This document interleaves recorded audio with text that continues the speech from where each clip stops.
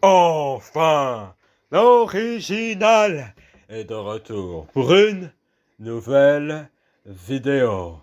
Donc du coup, dans cette vidéo, on va parler de Saturday Night Main Event. Parce que, pour être honnête, c'est littéralement le seul truc qui vaut l'intérêt d'être parlé à ce moment-là, quoi. Donc, Saturday Night Main Event, c'est le 13. Donc c'est dans à peu près 2 semaines. Et c'est là où il y aura le dernier match de John Cena. Et là maintenant, on se retrouve dans une situation où la finale du Last Time Is Now Tournament implique Gunther et LA Knight. Bien sûr, Gunther est considéré comme le favori à gagner ce match, vu comment LA Knight a été traité dans son booking comparé à Gunther. Parce que LA Knight, il a mangé que de la merde, pendant que Gunther, il a été propulsé au sommet. Et aussi la personne qui a eu le meilleur booking, si tu ne considères pas Cody Rhodes. Et d'ailleurs, c'est même, je pense, les deux personnes, hein, si tu oublies le fait que Seth Rollins c'est déjà établi, que Roman Reigns c'est déjà établi, que CM Punk est déjà établi, et aussi Jey Uso a aussi eu un meilleur booking, mais tu peux que compter 3 personnes, quoi, littéralement, qui ont bénéficié du booking de Triple H. Parce que le reste ont été soit enterrés, soit ils sont même plus dans la compagnie, quoi. Bonjour Bobby Lashley, au revoir Bobby Lashley, donc voilà. Mais le problème du coup, c'est que pour moi, Gunther ne devrait pas affronter John Cena pour son dernier match. Parce que pour moi, Gunther est ce que j'appelle un catcheur anticlimatique. C'est un catcheur dont tout le monde hype sur internet comme ça d'un coup, et quand tu le regardes dans le ring, tu es déçu. Déçu parce que ce gars est totalement plat, chiant, médiocre, ennuyant. C'est un catcheur qui ne vaut pas du tout la hype de ce que j'ai entendu sur internet. Genre, il y avait vraiment des gens, en fait, qui commençaient à dire que Gunther est le meilleur catcheur que j'ai jamais vu de ma vie. Et je vois, en fait, Gunther catcher pour la première fois, je pense que c'était en 2020, j'avais déjà entendu parler de lui par rapport à NXT UK, et son match contre Ilja Dragunov, où ils se sont tapés le torse, ils se sont donné des 8-butt comme ça, face à 0 personne, dans le Performance Center, ou je sais plus quel endroit, bref. Puis après, il rejoint le main roster.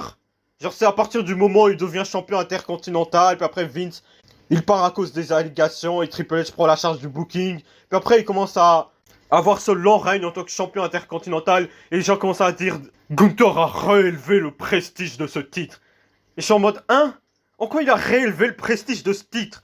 Genre, tout ce qu'il faisait, c'est défendre à Raw contre des mid-carders. Genre, Xavier Woods, y avoir des matchs de 20 minutes où il faisait du 50-50 avec eux, en fait. En quoi il a élevé le prestige de ce titre? Tout ce que Gunther a fait, en fait, c'est être booké dans ses matchs, en fait.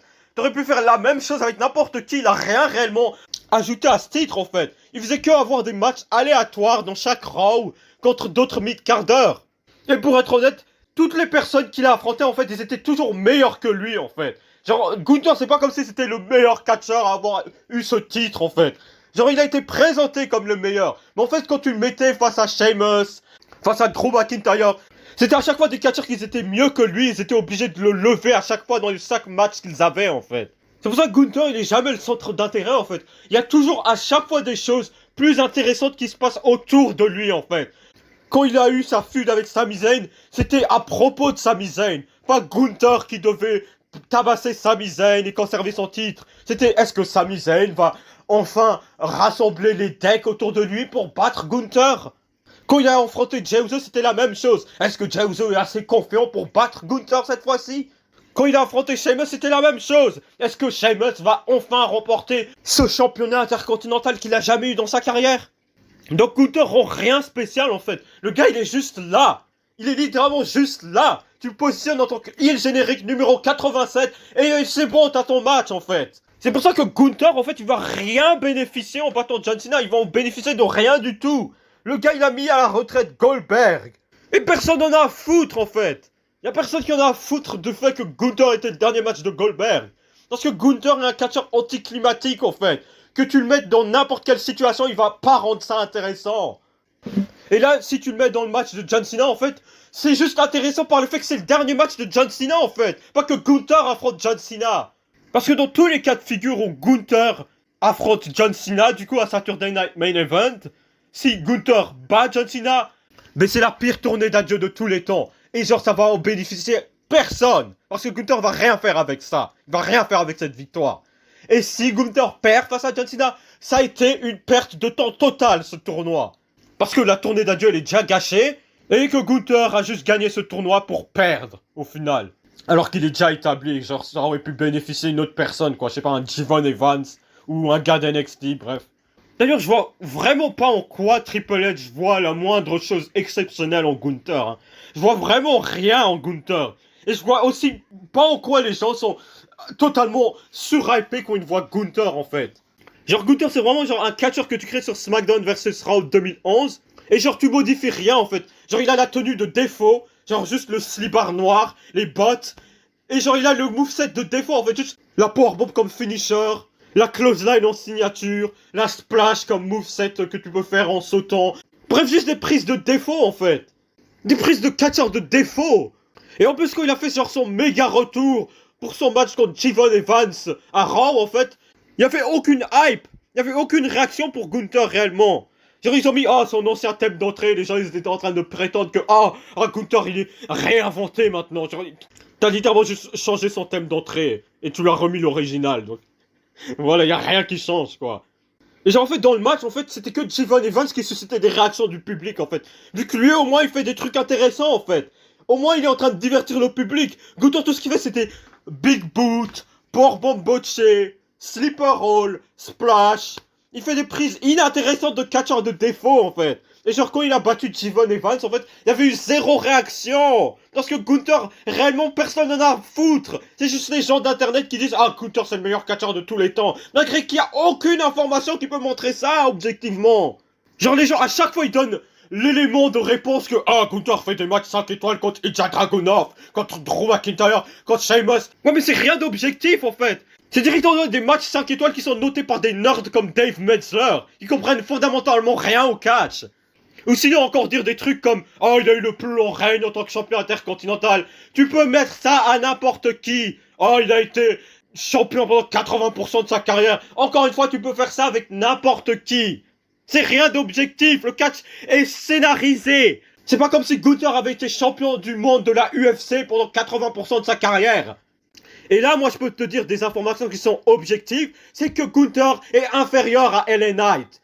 Il est moins bon au micro, il est moins charismatique, il est moins intéressant dans le ring. Parce que LA Knight, au moins, il essaye de faire des prises intéressantes comme Bombing Hammer, faire des springballs, superplex. Alors que Gunther, il fait ses prises inintéressantes de défaut. LA Knight est en meilleure shape. Parce que Gunther, il a beau avoir amélioré son physique pour pas avoir l'air d'un obèse. Mais il est toujours skinny fat, en fait. Genre, il a pas une shape de catcher réellement. Genre, il est bâti comme un putain de tube de dentifrice dont on a enlevé le reste de la substance pour sortir le dentifrice qui reste, en fait. Donc, LA Knight, il est le meilleur choix, mais le booking, c'est le seul truc qui fait que Gunther est meilleur qu'LA Knight. C'est le seul truc, le booking. Et c'est rien de objectif, en fait. Tu présentes quelqu'un d'une certaine manière pour donner l'illusion que cette personne est meilleure qu'une autre personne. Par exemple, Drew McIntyre, il est moins bien booké que Gunther, malgré le fait que Drew McIntyre est objectivement meilleur à Gunther en tout ce qu'il faut pour être un catcheur. Mais bref, avec ce qu'on a, on a juste Gunther et LA Knight. Mais l'opinion populaire et aussi l'idée de Triple H le fait croire que Gunther est le meilleur choix pour être le dernier match de John Cena. Mais pour moi, LA Knight est la seule réponse correcte. Mais ce qui est dommage, en fait, c'est que LA Knight, en fait, par son booking, il a été tellement enterré, en fait, que LA Knight, même s'il bat Gunther pour affronter John Cena dans son dernier match, en fait, ça sera juste mid-cardish, en fait. Ça sera juste pas un gros deal, en fait. Parce que LA Knight, fondamentalement, il a rien fait d'exceptionnel depuis qu'il a rejoint le main roster, pour être honnête. Il a été quelques fois champion des États-Unis et ça s'arrête là, en fait. Et c'est pas quelque chose que tu peux blâmer sur LA Knight, c'est entièrement de la faute de Triple H, en fait. Qui veut mettre juste certaines personnes en avant et oublier le reste, en fait. Donc voilà, quoi. C'est pas moi le booker, encore une fois. Mais si j'étais le booker, j'aurais mis la victoire sur LA Knight. Il y a encore une dernière manière de se rattraper comme ça. Ce que tu fais, en fait, c'est que tu tournes heel LA Knight. Et tu le fais affronter John Cena en tant que heel. Ça va donner une nouvelle dynamique au personnage d'LA Knight. Et comme ça relance la carrière d'LA Knight. Pour moi, c'est la seule possibilité qui reste à ce point-là, vu que, bon, on a que Gunther et LA Knight qui restent. Deux gars qui sont quasi dans leur quarantaine. Alors que John Cena, dans son discours à Boston, il disait « Ouais, on va mettre les jeunes talents en avant. » Le seul jeune talent qui était en dessous de la trentaine, c'était Jevon Evans. Et il a perdu premier round. Donc, voilà quoi, hein. Donc pour moi, c'est la seule possibilité qui reste. Et c'est à peu près tout ce que j'avais à dire pour cette vidéo. Donc, ZOG vous dit de vous abonner, de liker, de partager, de commenter. Et ZOG vous dit à plus tard. Bref.